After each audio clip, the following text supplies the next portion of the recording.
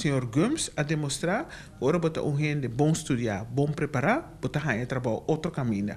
Que o senhor Gums de facto não estava que é trabalho mais. E quer limpar seu nome, então a limpar seu nome riba toda acusação.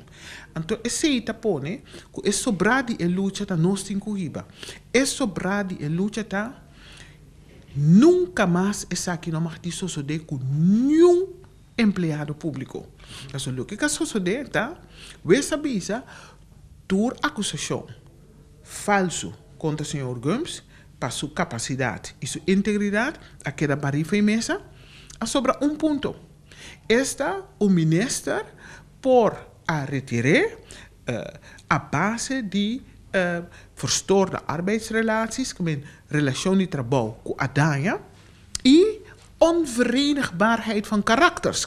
Dos karakter que nota bij outro. Na bom papamento me sangue daarbij cubo, ante ore te retirado.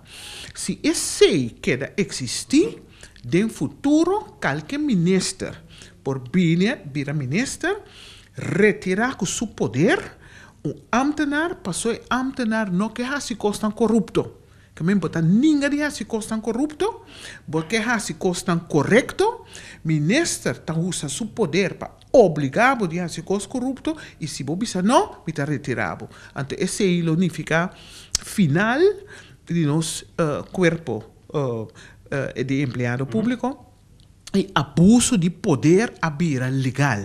Dat pensei me pedi minister van der Horst para wak de nos elema a lei de empregado público para parte de verstoorde arbeidsrelatie. E dat queda assim, pero mister pone criteria que ora botin verstoorde arbeidsrelatie e mister pone criteria ora botin karakter nang ku nota compatível com outro. Mister tem criteria, Antônio Wes sempre por buscar a base de critério não a base de